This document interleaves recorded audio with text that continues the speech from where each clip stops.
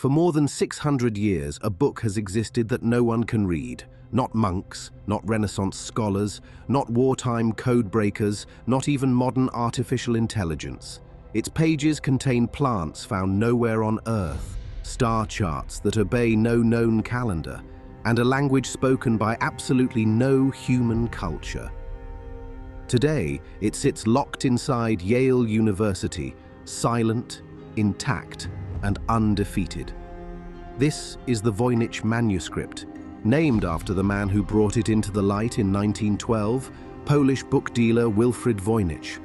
And despite everything we know about it, its meaning remains completely unknown. Before we dive into theories, let's establish the facts. Because unlike most historical mysteries, this one begins with hard science. In 2009, the University of Arizona conducted radiocarbon dating on the manuscript's vellum, the animal skin parchment it's written on. The results were definitive. This book was created between 1404 and 1438. Chemical analysis of the ink confirmed it's contemporaneous with the parchment. This isn't a modern forgery on old paper. This is a genuine 15th century artifact. Now here's where it gets strange. According to Yale University's codecological analysis, this 240-page book is written in a completely unique alphabet. Scholars call it Voynichese, a script containing 20 to 30 characters that appear in no other document in human history. But here's the twist. Statistical analysis reveals the text follows Zipf's law, a mathematical pattern that governs every natural human language from English to Mandarin. The manuscript behaves like language.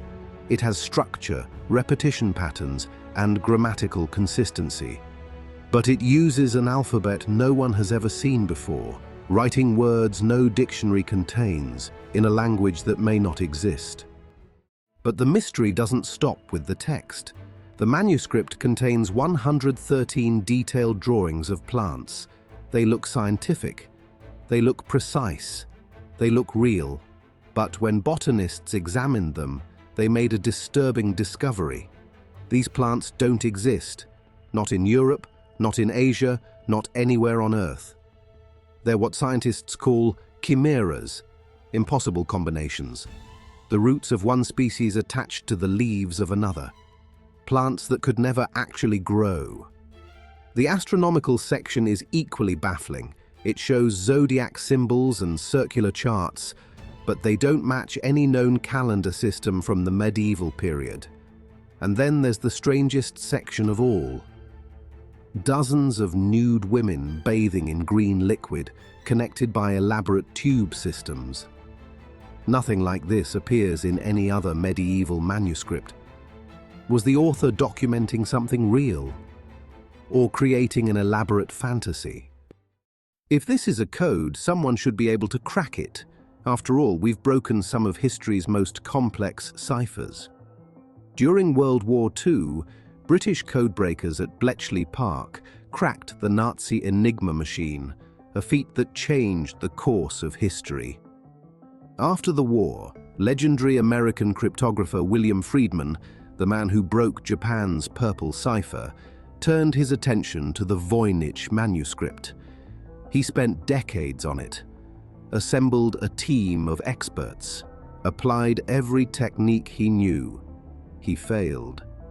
In the decades since, hundreds of professional cryptographers, linguists, and computer scientists have tried. In 2019, researchers even used artificial intelligence and machine learning algorithms.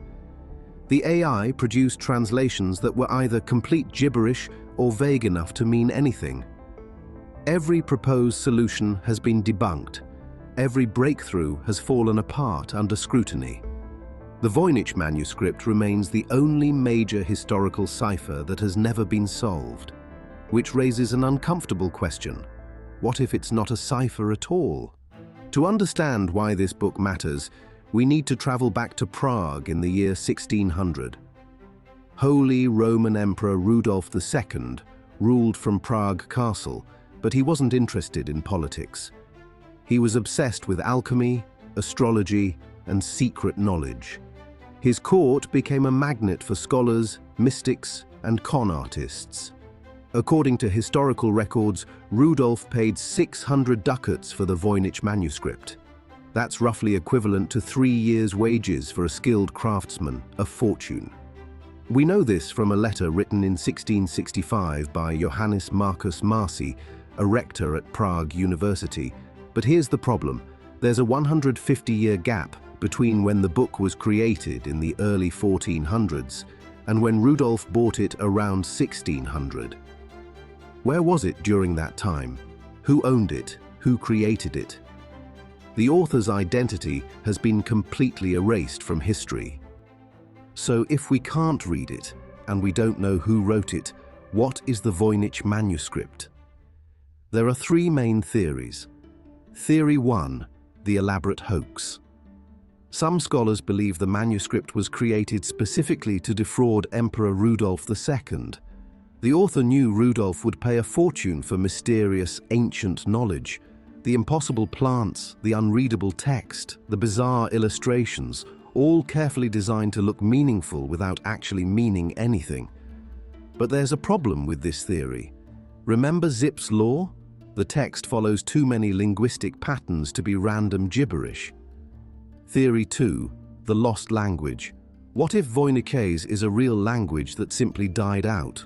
Or a constructed language, an attempt to create a universal form of communication? This would predate similar projects by centuries. But if it's a real language, why does it appear in only this one book? Theory 3, the unbreakable cipher. Perhaps the manuscript uses an encryption method so sophisticated that it was centuries ahead of its time. The content could be genuine medical or scientific knowledge that someone wanted to protect. But here's the truth. We don't know. And after 600 years, we may never know. The Voynich Manuscript sits in Yale's Beinecke Library, available for anyone to study. High-resolution scans are freely available online. Thousands of people have analyzed it. We have technology the medieval world couldn't imagine: supercomputers, artificial intelligence, quantum analysis. And yet this book, created with nothing but ink and vellum 6 centuries ago, remains undefeated.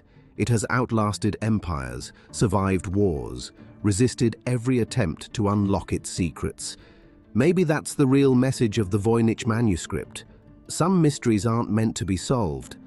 They're meant to remind us how much we still don't understand. And sometimes the questions are more valuable than the answers. If you're fascinated by history's greatest solved and unsolved mysteries, hit subscribe so you never miss the next case. There's more waiting for you right here.